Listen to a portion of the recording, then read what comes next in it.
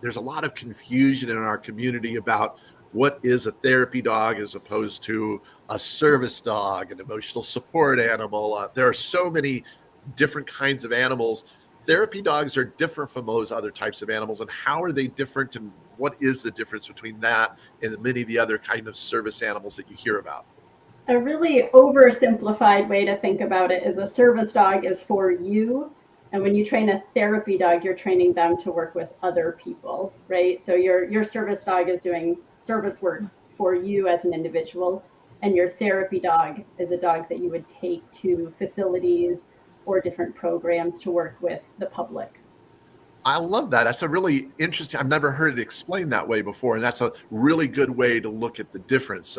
So often people have a service dog, and it may be of various types of service dogs, but it's doing work for them. It's a Right. hearing ear dog to help me because I'm hard of hearing, or it's a mobility assistance dog that's helping me because I have difficulty getting around, as opposed to a therapy dog. What you're suggesting is being trained to work with others and work with other people. That's right. Yeah, I wouldn't train a therapy dog to work with me, right? That might be my emotional support dog, but a therapy dog we would take to hospitals, to libraries. Monica Callahan, who is a another KPA CTP, takes one of her dogs to an airport, which I just think is a wonderful program that she started.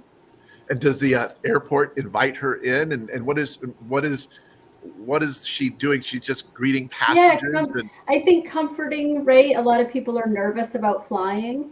And so getting to see a therapy dog and interact with a nice, friendly therapy dog before takeoff, just to comfort people. well, that's really fascinating. Yeah, So I had never heard of that as a therapy dog. I thought that was really great. so each of you work with therapy dogs, but you actually have worked as a team with your dog to go unique I have places. not. You have not. Nope. Pat's done that. You Yep. so tell me, when you as you work as a therapy dog team, um, what is often expected of you when you get to a hospital or to a school, or is it really different depending upon the location? It depends on the location because it depends on the age group or even the type of people that are there. I often find when you've been doing it for a while, the dog sets the stage. So Willie and I have been doing it for 6 or 7 years now. He goes in and he just commands all the attention, and they're there to see him, and he just knows who needs what and how to work it. I just more or less take a back seat. I am Willie's driver. People come seek him out. If they want to love on him, that's fine. Sometimes people want to talk to the human that's behind the leash, so we'll sit and talk. But otherwise, it's just a communication that develops between the person and Willie. And I just hover in the background, and I'm there to lend support if I need. Well, that's really cool. And by the way, we just had one of our viewers, Karen, wrote in and said that they are a therapy dog team at the Seattle Tacoma Airport, and she says the travelers and the staff love it. So I guess that's not as unusual as Brianna and I thought it might be. I Yeah, had I love never that. heard of that before, but that's really kind of cool. It's a great idea.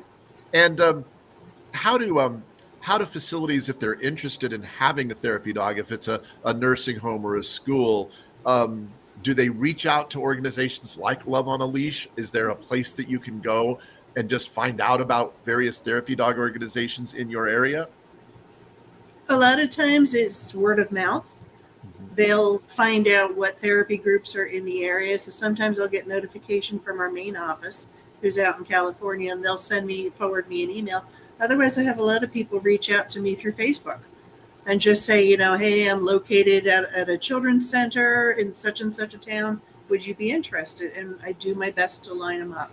So a lot of times it's word of mouth, and just it depends what area you're in. So more therapy groups might be more concentrated in areas than others.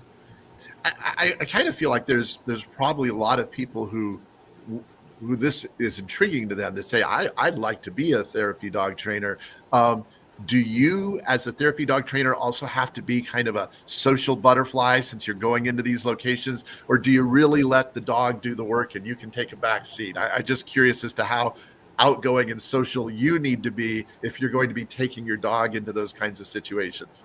I'm laughing at you because I'm about the shyest person you could ever want to meet, and I don't want to talk. And even talking to you is a little bit painful today. So Willie and I have a great relationship. So he just sort of takes over. He's made me much more confident. So I am able to talk to people more than I ever was before him. But a lot of times it's just they bond. A dog comes in and you see their faces light up and they gravitate to him. So I just kind of hover in the background and he does his thing. So I can see how it's possible when your dog is well trained and good at that kind of work, you can blend into the background and almost Yes. go unnoticed. That's interesting. Yes. I kind of anticipated that response from you, Pat. I know that coming on to a broadcast like this was a little bit uncomfortable, but we really appreciate you being here, and I'm going to do my best to make it as easy as possible for you. You do. And Brianna, you were saying when I was asking about being a team, you said that you haven't been a team, but you do teach people to be good teams, and you work with quite a variety of people who train their own therapy dog to go to places like that. And does it require a different set of skills for different kind of areas? In other words, is a therapy dog who's going to go to a group of school children in a classroom different than a therapy dog that goes to a nursing home, different than a therapy dog that goes to the airport, for example? Are there different skills, or is it the same set of skills that are just repurposed? Help me understand that.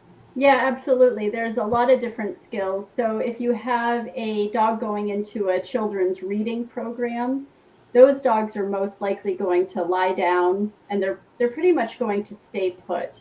So they might put their head on a pillow.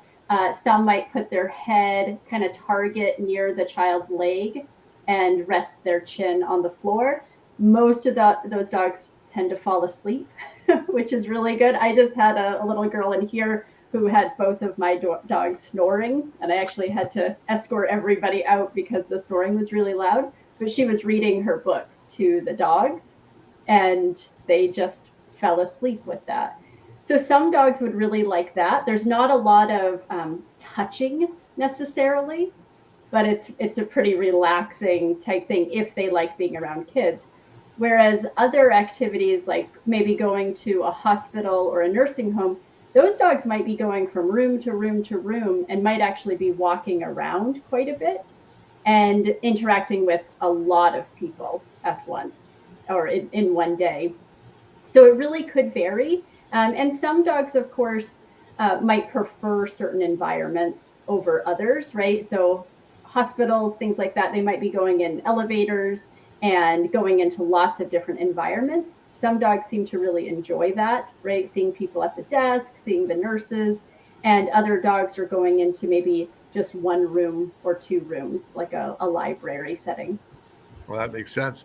And overall, I'm curious as to how do you determine before, I would assume before you even start training a therapy dog, you probably want to ask yourself, is this an appropriate dog to do this kind of work? Is this a dog that will thrive in a therapy environment, or who would not? How do you go about making those assessments? A lot of times it's shaping, so it's the dog's personality. If he seems to gravitate toward people and be that social butterfly, that's a great start. Willie started out with nursing homes because he used to be a very go, go, go. He loved going from room to room. But as he got older and started developing some health problems, he started gravitating more towards libraries and reading rooms, and he just lies down. So just over time, it's become his preference. So knowing his body language, we've made adjustments. Some dogs are just too wound up, especially those that are younger and getting started. So they might actually do better in nursing homes where they're going from room to room. So it's more active, and Right. It's working with the dog's age more.